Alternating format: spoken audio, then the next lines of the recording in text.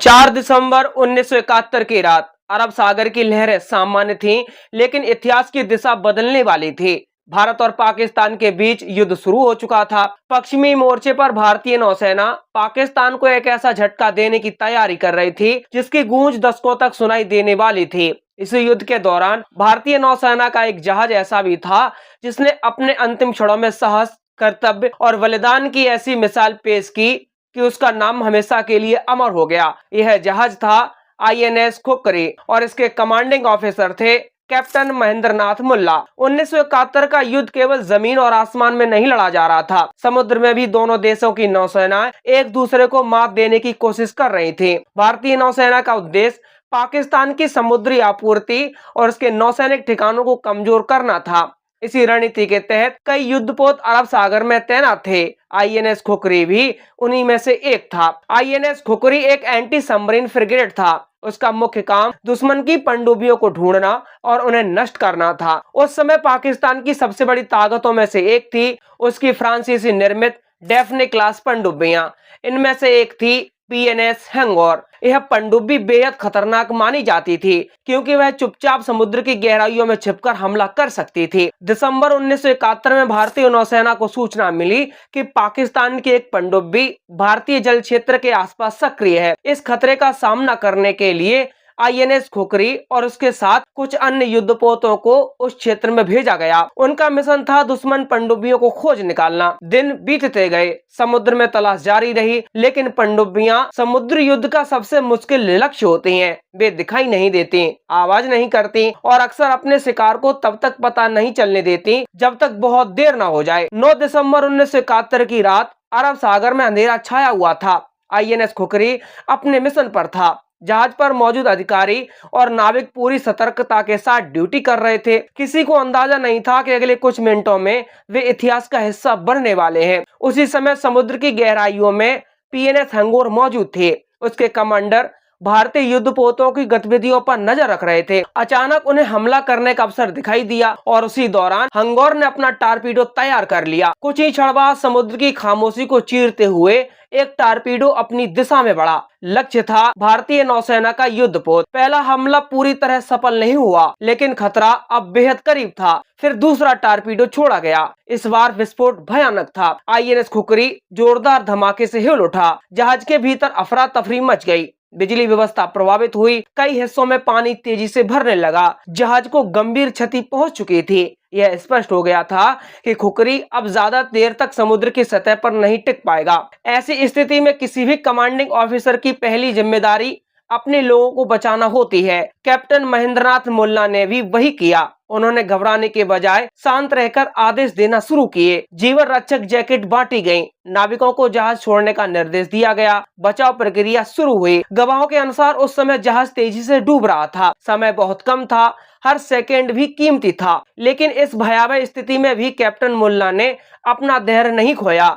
उन्होंने सुनिश्चित किया कि जितने अधिक लोगों को बचाया जा सके उन्हें बचाया जाए। कई नाविक बाद में बताते हैं कि उन्होंने अपने कमांडिंग ऑफिसर को आखिरी समय तक दूसरों की मदद करते देखा। वे लगातार अपने जवानों को बाहर निकालने का आदेश दे रहे थे। उन्होंने खुद के लिए कोई विशेष व्यवस्था नहीं की। उनका पूरा ध्यान अपनी क्रू की सुरक्षा पर था। भारतीय नौसेना की परंपरा में एक पुरानी मान्यता है कि जहाज का कप्तान अपने जहाज के लिए अंतिम रूप से जिम्मेदार होता है। जब तक जहाज पर कोई व्यक्ति मौजूद है, कप्तान उसे छोड़कर नहीं जा सकता। यह केवल नियम नहीं है, बल्कि सम्मान और कर्तव्य का प्रतीक माना जाता है। कैप्टन महेंद्रनाथ मुल्ला ने इस परंपरा को अपने जीवन से निभाया। जब अधिकांश जीवित बचे नाविक जहाज से बाहर निकल चुके थे, तब भी उन्होंने खुकरी नहीं छोड़ा। कई प्रत्यक्षदर्शियों के अनुसार उन्हें जहाज के ब्रिज पर शांत मुद्रा में देखा गया। कुछ ने कहा कि उनके हाथ में सिगरेट थी, कुछ ने कहा कि वे पूरी शांति से समुद्र की ओर देख रहे थे। इन विवरणों में अंतर हो सकता है, लेकिन एक तथ्य निर्विवाद है और वो है उन्होंने अपने लिए बचने का प्रयास नहीं किया। धीरे धीरे आईएनएस खुकरी समुद्र की गहराइयों में समाने लगा। उस रात अरब सागर ने भारतीय नौसेना के एक वीर कप्तान और उसके अनेक साथियों को अपने भीतर समा लिया। इस दुर्घटना में 18 अधिकारी और 176 नाविक शहीद हुए।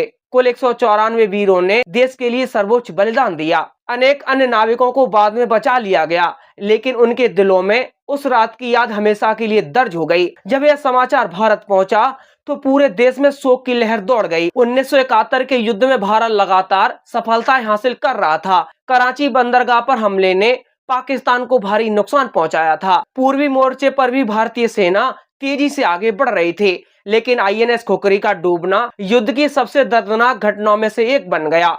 युद्ध समाप्त हुआ, भारत ने ऐतिहासिक विजय प्राप्त की, बांग्लादेश का जन्म हुआ, लेकिन खुखरी और उसके शहीदों की कहानी भुलाई नहीं गई। जांच और विश्लेषण के बाद यह स्पष्ट हुआ कि पीएनएस हंगौर का हमला अत्यंत प्रभावी था। यह स्वतंत्र भारत के इतिहास में पहली बार था जब किसी दुश्मन पनडुब्बी ने भारतीय नौसेना के युद्धपोत को डुबाया था। सैन्य दृष्टि से यह एक महत्वपूर्ण घटना थी, लेकिन भारतीयों के लिए यह घटना केवल एक सैन्य नुकसान नहीं थी, यह साहस और बलिदान की कहानी बन चुकी थी। कैप्टन महेंद्रनाथ मुल्ला के निर्णय ने उन्हें अमर बना दिया। उन्होंने अपने जीवन को बचाने के बजाय अपने कर्तव्य को चुना। उन्होंने दिखाया कि नेतृत्व केवल आदेश देने का नाम नहीं है। सच्चा नेतृत्व संकट की घड़ी में सामने आता है, जब व्यक्ति अपने लोगों को खुद से पहले रखता है। उनके इस अद्वितीय साहस और बलिदान के लिए भारत सरकार ने उन्हें मरणोपरांत महावीर चक्र से सम्मानित किया।